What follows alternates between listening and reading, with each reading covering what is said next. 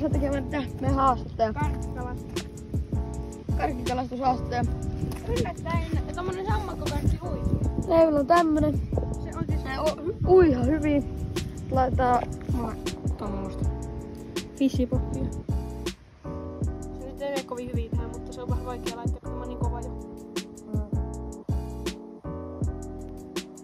Eiköhän siinä pärjää. Vähän tavallaan vaan. Vielä vähän. Eiköhän se toimi.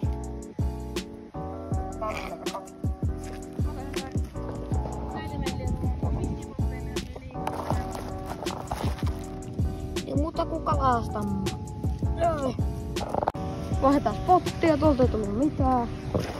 Joten mennään tähän toiseen paikkaan. Tämmönen spotti. Ekalla karkilla ahaaven. Fishipoppi. Fishipop. Näytä kalaa. Pieni. Tommonen pieni. Laji. Enempää ei oo tullut kallaa. Leivillä kätke siima. Laitetaan uutta ruuketta sille. Ja vaihdetaan spottia. Leivi lähti uimaan. Sillä meni mikä tuo uisti tonne? Karkkiuistin. Se ei oo saanut vielä kalaa. Mulla se yksi pieni ahven. Ei muuta. Menikö siimapoikilla vettikö sanomaan? Saatiin välipalaa.